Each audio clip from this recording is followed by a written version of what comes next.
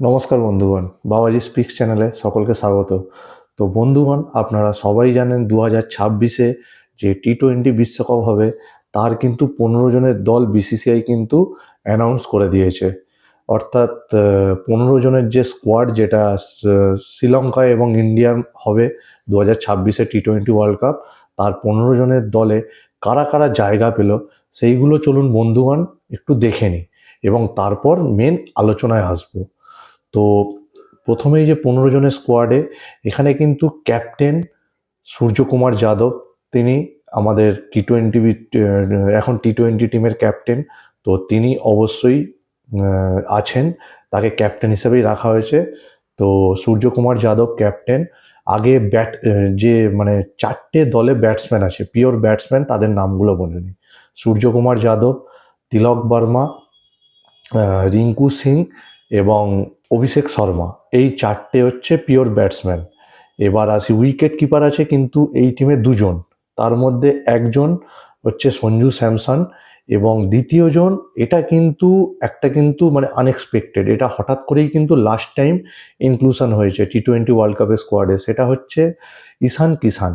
তিনি কিন্তু সৈয়দ মুশতাক আলী ট্রফিতে তার অসাধারণ পারফরমেন্সের জন্য তিনি কিন্তু নির্বাচিত হয়েছে। তিনি কিন্তু হঠাৎ করেই কিন্তু লাস্ট টাইম এন্ট্রি পেয়ে গেছেন টি-20 ওয়ার্ল্ড কাপের স্কোয়াডে। তো 2জন উইকেট কিপার, একজন সঞ্জু স্যামসন, দ্বিতীয়জন ঈশান কিষান। তো 4টে ব্যাটার, 2টো উইকেট কিপার হয়ে গেল। এবার আসি এই টিমের অলরাউন্ডার কিন্তু এই টিমে আছে, স্কোয়াডে আছে 4টে, ইন্ডিয়ার স্কোয়াডে। তো কে কে আছে অলরাউন্ডার আছে হার্দিক পান্ডিয়া, শিবম দুবে, আকসার প্যাটেল এবং ওয়াশিংটন সুন্দর। অর্থাৎ 2টো পেসার ব্যাটসম্যান, হার্দিক পান্ডিয়া এবং শিবম দুবে, তারা পেস বোলিংও করতে পারে এবং তারা ফিনিশার হিসেবেও কিন্তু যথেষ্ট দক্ষ। এবং সাথে আছে 2জন স্পিনার ব্যাটার, অর্থাৎ আকসার প্যাটেল এবং ওয়াশিংটন সুন্দর। এর মধ্যে আকসার প্যাটেল কিন্তু এই টিমের, ইন্ডিয়ার কিন্তু টি-20 ওয়ার্ল্ড কাপের ভাইস ক্যাপ্টেন নির্বাচিত হয়েছে। সূর্যকুমার যাদব ক্যাপ্টেন এবং আকসার প্যাটেল ভাইস ক্যাপ্টেন হিসেবে নির্বাচিত হয়েছে। এতদিন কিন্তু আমরা দেখছিলাম সূর্যকুমার যাদব ক্যাপ্টেন এবং শুভমান গিল, তিনি কিন্তু ভাইস ক্যাপ্টেনের রোলটা প্লে করছিলেন। তো শুভমান গিলকে কিন্তু এই স্কোয়াডে 15 জনের টি-20 ওয়ার্ল্ড কাপের স্কোয়াডে জায়গা দেওয়া হয়নি। তো এটা নিয়ে পরে আসছি আলোচনায়। তো 4টে অলরাউন্ডার হয়ে গেল। তো আর বোলিং, মানে বোলার আছে এই স্কোয়াডে কিন্তু 5জন। তো 5জন বোলার কে কে আছে, তার মধ্যে 2টো স্পিনার এবং 3টে ফাস্ট বোলার। 2টো স্পিনার কে কে, বরুণ চক্রবর্তী, এখন টি-20 র্যাঙ্কিংয়ে 1 নম্বর র্যাঙ্কিং বোলার বরুণ চক্রবর্তী এবং কুলদীপ যাদব, 2টো স্পিনার। আর 3টে ফাস্ট বোলার, তার মধ্যে অবশ্যই একটা বুমরা, জসপ্রীত বুমরা, দ্বিতীয় আর্শদীপ সিং এবং তৃতীয় হর্ষিত রানা। এই হচ্ছে 15 জনের স্কোয়াড। ঠিক আছে, 4টে ব্যাটসম্যান, 2টো উইকেট কিপার, 4টে অলরাউন্ডার এবং 5টা বোলার। এই হচ্ছে ইন্ডিয়ার এবারে 2026 টি-20 ওয়ার্ল্ড কাপের 15 জনের স্কোয়াড। তো এই টিমে যেটা সব থেকে প্রথমেই যে পয়েন্টটা বলবো বন্ধুগণ, এবার চলুন একটু স্কোয়াডটা নিয়ে আলোচনা করি। তো টিমের যেটা কিন্তু হয়েছে, মানে যে টিমটা 15 জনের স্কোয়াডটা বাছা হয়েছে, এটা কিন্তু খুব ভালো, আমার মতে খুব ভালো একটা স্কোয়াড হয়েছে টি-20 ওয়ার্ল্ড কাপের জন্য। তো বন্ধুগণ, আপনারাও কমেন্ট বক্সে অবশ্যই জানাবেন আপনাদের কেমন লেগেছে স্কোয়াডটা, এবং যদি কিছু মানে মতামত থাকে সেটাও অবশ্যই কমেন্ট বক্সে জানাবেন। আর আমার কিন্তু পার্সোনালি খুবই ভালো লেগেছে 15 জনের যে স্কোয়াডটা হয়েছে। এটা কিন্তু টি-20 বিশ্বকাপে সবাই যদি ঠিকঠাক পারফর্ম করে, যে ব্যালেন্সটা আছে স্কোয়াডে, অবশ্যই কিন্তু আমরা কিন্তু একটা ভালো ফলের মানে আশা করতেই পারি। ভারতের থেকে টি-20 ওয়ার্ল্ড কাপে ভালো একটা আশা করতে পারি, কারণ সব জায়গাতেই মোটামুটি ভালো রকম কিন্তু ব্যালেন্স আছে। সে ব্যাটিংয়েই বলুন, অলরাউন্ডার মানে বলুন এবং বোলিংয়েও বলুন, সব জায়গায় কিন্তু অল্টারনেটিভ প্লেয়ার এবং যথেষ্ট ব্যালেন্স একটা স্কোয়াড কিন্তু হয়েছে। তো এবার চলুন বন্ধুগণ, প্রথম যে পয়েন্টটায় আসি, সেটা হচ্ছে যে শুভমান গিল, সবথেকে বড় খবর যেটা, যিনি টি-20 টিমের ভারতের ভাইস ক্যাপ্টেন ছিলেন, তাকেই কিন্তু এই টিম থেকে ছেঁটে ফেলা হয়েছে। 15 জনের স্কোয়াড থেকে কিন্তু বাইরে করে দেওয়া হয়েছে। তো ভাইস ক্যাপ্টেনের জায়গা হয়নি এই টিমে, তার জায়গায় ভাইস ক্যাপ্টেন করা হয়েছে আকসার প্যাটেলকে। আকসার প্যাটেল কিন্তু শুভমান গিলের আগে আকসার প্যাটেল কিন্তু ভাইস ক্যাপ্টেনের দায়িত্বটা টি-20 টিমে কিন্তু ভাইস ক্যাপ্টেন ছিলেন। তো তাকে সরিয়ে শুভমান গিলকে আনা হয় ভাইস ক্যাপ্টেন হিসাবে। আহ, তারপর আবার শুভমান গিলকে সরিয়ে আকসার প্যাটেলকেই সেই ভাইস ক্যাপ্টেনের দায়িত্ব কিন্তু দেয়া হলো। তো এইটা কিন্তু একটা মানে কি বলবো, শুভমান গিলকে শুধুমাত্র মানে ব্যাক করছিল টিম ম্যানেজমেন্ট, বিসিসিআই কিন্তু একটা ব্যাক করছিল, অর্থাৎ মানে সময় শুভমান গিলকে মানে আর কি অনেক কিন্তু একটা সময় দেওয়ার ফলেই কিন্তু এই জিনিসটা হয়েছিল। শুভমান গিলকে মানে সময় দিচ্ছিল টিম ম্যানেজমেন্ট, যে তাকে প্রচুর কিন্তু সুযোগ দিয়েছে টি-20তে। তো তার পারফরমেন্স কিন্তু খুবই খারাপ ছিল এই লাস্ট এক বছরে। 2025-এ তিনি 15খানা টি-20 খেলেছেন এবং তার অ্যাভারেজ কিন্তু মাত্র 25 না 27 এরকম। তো কোনো হাফ সেঞ্চুরিও নেই একটা গোটা 2025-এ 15টা টি-20তে ম্যাচ খেলে ভারতের হয়ে। তো তার পারফরমেন্স কিন্তু খুবই খারাপ।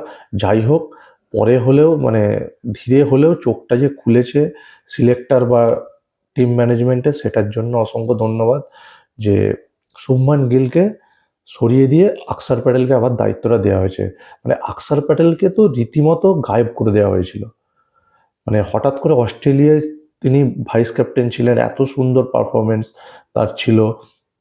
তো তারপর তাকে হঠাৎ করে সরিয়ে দিয়ে শুভমান গিলকে সেই ভাইস ক্যাপ্টেনের দায়িত্বটা দিয়ে দেয়।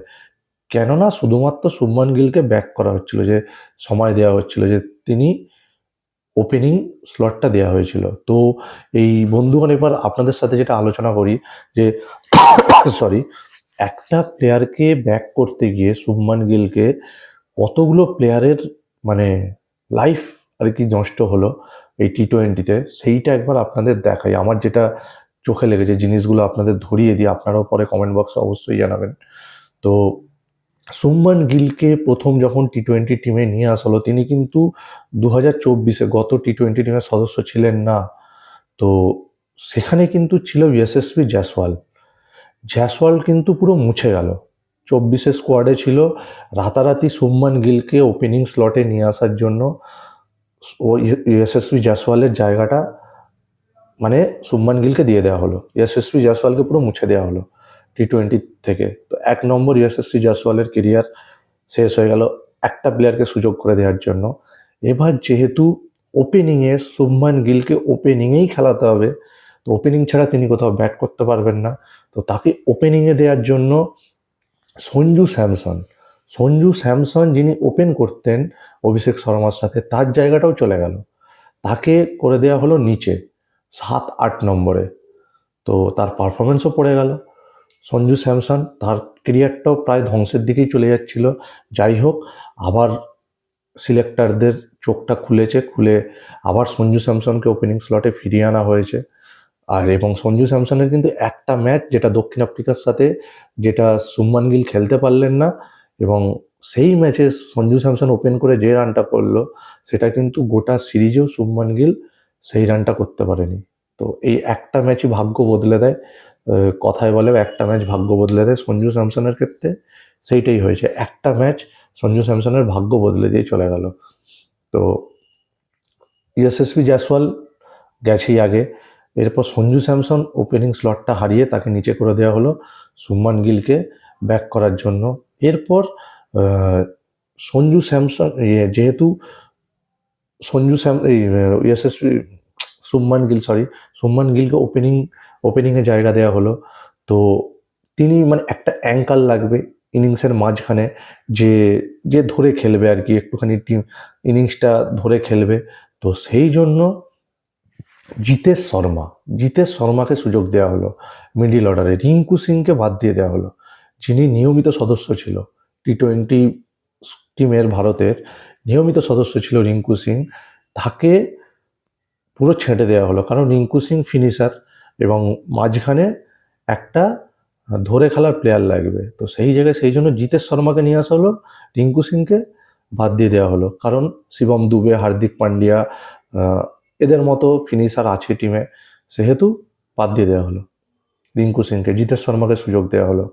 তো জিতেশ শর্মাকে সুযোগ দেওয়া হলো। এরপর কি হলো, আবার এই স্কোয়াডে, এই যে ওয়ার্ল্ড কাপের স্কোয়াডে আবার সেখানে জিতেশ শর্মা কিন্তু এমন কিছু খারাপ করেনি পারফরমেন্স। তাকে যখন সুযোগ দেওয়া হয়েছে তিনি কিন্তু তার যথেষ্ট ভালো পারফরমেন্স করেছে। তো তারপরে কি হলো, আবার জিতেশ শর্মাকেও সরিয়ে দিয়ে রিঙ্কু সিংকে নিয়ে চলে আসা হলো। তো আর এরপরে আরও একটা কারণ, যেটা মানে আরও একটা ঘটনা যেটা, সেটা হচ্ছে আকসার প্যাটেলের জায়গাটাও কিন্তু এই গিলের জন্যই কিন্তু চলে গেছিল, শুধুমাত্র গিলকে ব্যাক করতে যাওয়ার জন্য। আকসার প্যাটেলেরও ভাইস ক্যাপ্টেন্সি গিয়ে আকসার প্যাটেলকে টিম থেকেই ছেড়ে দেওয়া হলো। তো এই একটা প্লেয়ারকে সুযোগ দিতে গিয়ে এতগুলো কেরিয়ারকে আর কি দাঁওতে লাগা দিয়ে আর কি দাঁওতে লাগিয়ে দিয়েছে কেরিয়ার এতগুলো প্লেয়ারের। যশস্বী জয়সওয়াল মুছে দিয়েছে, সঞ্জু স্যামসনকে নিচে পাঠিয়ে দিয়েছিল, একদম নিচের দিকে ওপেনার থেকে তিনি কোথায় ব্যাট করবে তিনি নিজেও জানতেন না।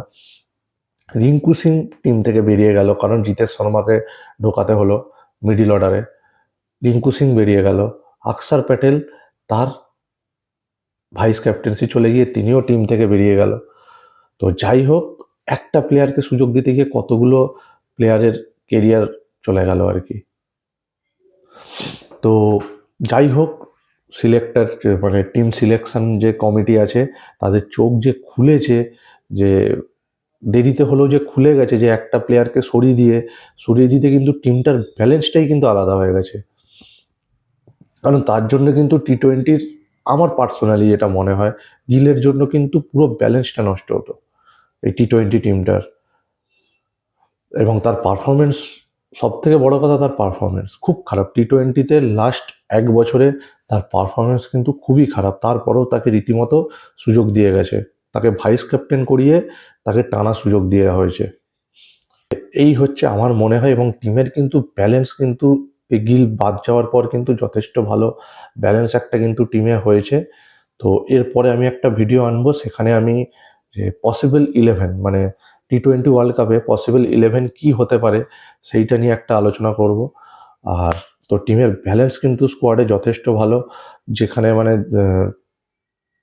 4জন পিওর ব্যাটসম্যান আছে হচ্ছে, তো অপশান প্রচুর আছে হাতে, 2জন উইকেট কিপার।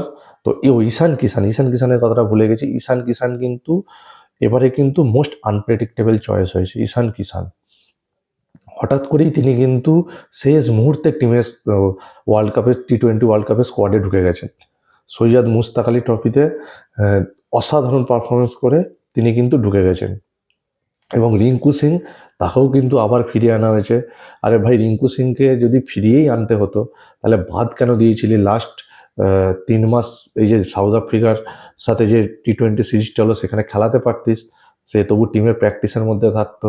লাস্ট কয়েক মাস তাকে টিম থেকেই বার করে দিল, আবার তাকে ফিরিয়ে আনলো। আকসার প্যাটেলকেও আবার টিমে ফিরিয়ে আনা হয়েছে ভাইস ক্যাপ্টেন করে। তো যাই হোক, টিমের কিন্তু খুব ভালো ব্যালেন্স হয়েছে। 3খানা পেসার আছে, সাথে 2টো অলরাউন্ডার পেসার আছে। আর এদিকে বরুণ চক্রবর্তী, কুলদীপ যাদব আছে পিওর স্পিনার, সাথে কিন্তু আকসার প্যাটেল, ওয়াশিংটন সুন্দর, অর্থাৎ 4খানা স্পিনারও আছে। তো টিমের ব্যালেন্স কিন্তু যথেষ্ট ভালো হয়েছে। এবং এক থেকে আট যে মানে ব্যাটসম্যানগুলো আছে যথেষ্ট মানে পাওয়ার হিটার, প্রত্যেকটা ভালো ভালো ব্যাটসম্যান আছে। সবাই যদি ঠিকঠাক ভালো পারফর্ম করে তাহলে কিন্তু এই টিমটার কাছ থেকে আমরা, ভারতের কাছ থেকে টি-20 ওয়ার্ল্ড কাপে আবার কিন্তু একটা ভালো আশা রাখতেই পারি, ভালো কিছুর।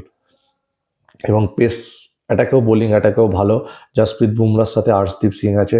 হর্ষিত রানা কতটা চান্স পাবে প্রথম টিমে সেটা নিয়ে সন্দেহ আছে, যেখানে দরকার, কারণ শ্রীলঙ্কায় খেলা হবে। তো সেখানে পিচ কিন্তু যে 3খানা পেসার খেলাতে হবে সেরকম কিন্তু নয়। সেখানে হর্ষিত রানা চান্স পাওয়ার সুযোগ খুবই কম, কারণ অলরাউন্ডার হিসাবে পেসার হার্দিক পান্ডিয়াও থাকবে, শিবম দুবেও চাইলে পেস বল করে দিতে পারে। তো 2টো পেসারই খেলবে পিওর, যেটা বুমরা এবং আর্শদীপ, এই দুটোতেই। তো ব্যালেন্স কিন্তু খুবই ভালো হয়েছে টিমটার। তো গিলকে বাদ দেওয়ার পর টিমটার ব্যালেন্স কিন্তু সত্যিই ভালো হয়েছে বন্ধুগণ। এবং আপনারাও অবশ্যই আপনাদের মতামত জানাবেন টিমটা কেমন হয়েছে, আর টিমের ব্যালেন্সটাই বা কীরকম। অবশ্যই যেটা মনে আছে অবশ্যই আপনারা কিন্তু কমেন্ট বক্সে জানাবেন। আর এরপর আমি একটা পসিবল 11 নিয়ে ভিডিও একটা করব। তো বন্ধুগণ, ভিডিওটা ভালো লাগলে অবশ্যই চ্যানেলটা সাবস্ক্রাইব করে দেবেন। তো ধন্যবাদ, ভালো থাকবেন সবাই।